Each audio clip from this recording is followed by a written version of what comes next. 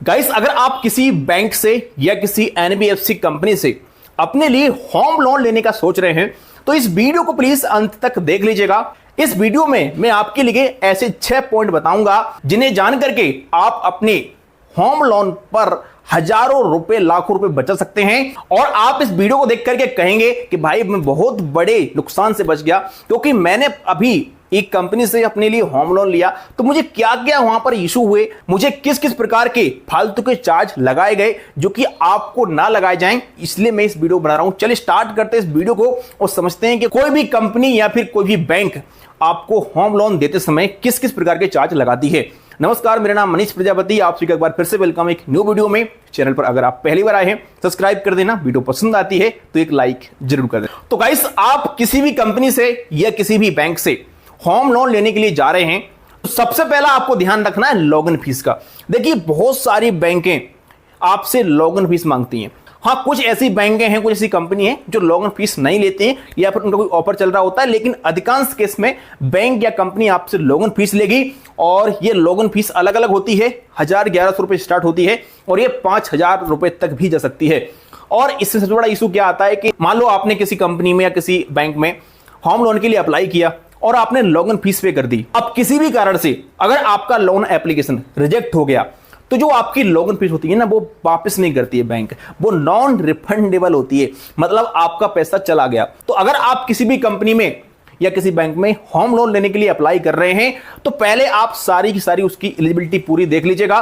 भाई, क्या इसकी कंडीशन है। ऐसा ना हो कि मैंने अप्लाई कर दिया, लॉगिन फीस पे कर दी और अगर मेरा किसी भी कारण से लोन रिजेक्ट होता है तो मेरी लॉगिन फीस वापस नहीं होगी। तो ये चीज का ध्यान रखना आप। इसके अलावा देखिए, बहुत सारी बैंकें क्या करती हैं कि टेक्निकल कराती हैं। आपने जो प्लॉट लिया है या आपने जो जमीन ली है उसका टेक्निकल होता है, जिसमें एडवोकेट द्वारा वो लोग चेक कराते हैं इसका कोई कोर्ट में केस तो नहीं चल रहा है, कोई प्रॉब्लम तो नहीं है, सही है जमीन की नहीं है। इस प्रकार टेक्निकल होता है जिसको एडवोकेट करता है। बट एडवोकेट की जो फीस होती है ना, वो आपसे ही ली जाती है। बहुत सारी ऐसी बैंकें हैं, कंपनियां हैं जो खुद फीस पे करती हैं, लेकिन अधिकांश कंपनियां, अधिकांश बैंकें जो लीगल की फीस होती है ना, वो लीगल फीस कस्टमर से वसूलती हैं। मेरे से खुद 3,500-4 हजार रुपए की लीगल फीस बैंक ने ली थी। जब मैंने बाद में मालूम किया तो मुझे पता चला कि बहुत सारी ऐसी बैंकें हैं जो लीगल फीस कस्टमर से नहीं लेती हैं। बहुत सारी ऐसी बैंकें, तो आप पता कर लें आपकी बैंक लीगल फीस आपसे ले रही है कि नहीं ले रही है और कितना ले रही है, क्योंकि बहुत ज्यादा यहां पर वकील फीस लगाते हैं और वो बैंक चुपचाप भाई बैठा रहता है,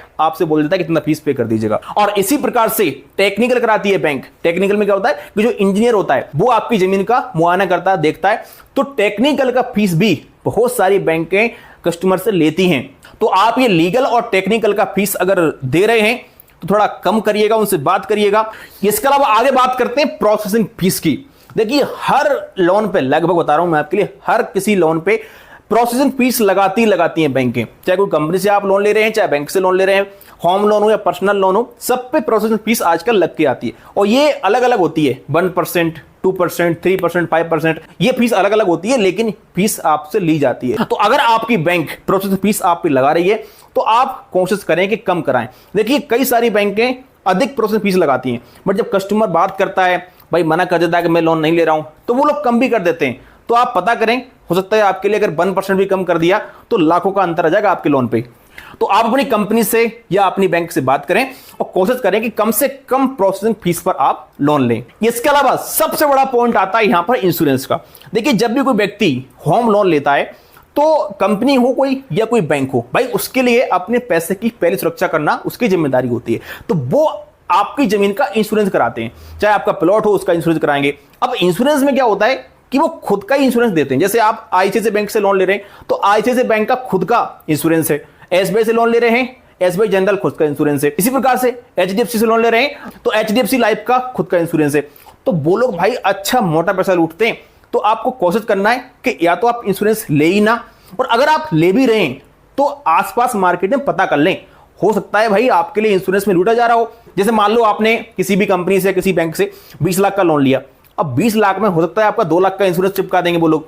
तो ऐसा मत करिएगा, आप आसपास देखिएगा।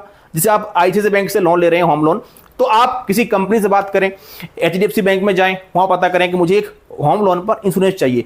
तो हो सकता है वहां पर आपको 1 लाख का मिल जाए, अगर कोई बैंक आपसे बोलती है कि नहीं आपको हमसे इंश्योरेंस लेना पड़ेगा, तो आप उन्हें साफ साफ बोल देना कि आरबीआई की डायरेक्शन है, कोई भी कस्टमर अगर होम लोन ले रहा है तो कहीं से भी इंश्योरेंस ले सकता है, ऐसा कोई भी कंडीशन नहीं है।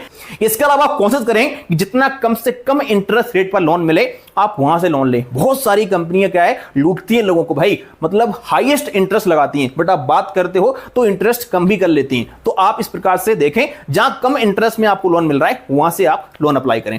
और इंटरेस्ट में भी बहुत बड़ा जोर रहता है। यहां पर इंटरेस्ट दो प्रकार के होते हैं, एक होता है फ्लैट और एक होता है रिड्यूसिंग। तो अगर आपकी कंपनी या फिर बैंक फ्लैट इंटरेस्ट रेट लगा रही है तो भाई उसको मत लेना, आप रिड्यूसिंग इंटरेस्ट रेट पर लोन लेगा। क्या होता है कि फ्लैट इंटरेस्ट रेट में जो इंटरेस्ट आपका अभी लग रहा है लास्ट तक वही लगता है। वहीं रिड्यूसिंग में क्या होता है कि आपके जैसे ईएमआई भरते जाते हो आप, तो आपका प्रिंसिपल अमाउंट कम होता जाएगा और आपका रिड्यूसिंग इंटरेस्ट रेट आपके कम होने वाले अमाउंट पर लगता है। तो यहां पर आपकी ईएमआई घटेगी, उसी के साथ साथ यहां पर आपकी कम ईएमआई के साथ इंटरेस्ट लगेगा।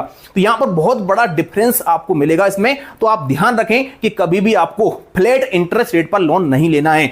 कई सारी बैंकें आपको कम इंटरेस्ट पे तो लोन दे देती हैं, लेकिन वो फ्लैट इंटरेस्ट लगा देगी। तो आप लोन लेने से पहले बात करें, उनसे समझें कि कौन सा इंटरेस्ट रेट है। तो आपको किसी बैंक या कंपनी से होम लोन लेने से पहले इन कुछ चीजों का ध्यान रखना है। अगर आपको हमारी जानकारी पसंद आई, वीडियो को लाइक करेगा। चलिए मिलते हैं किसी नेक्स्ट वीडियो में।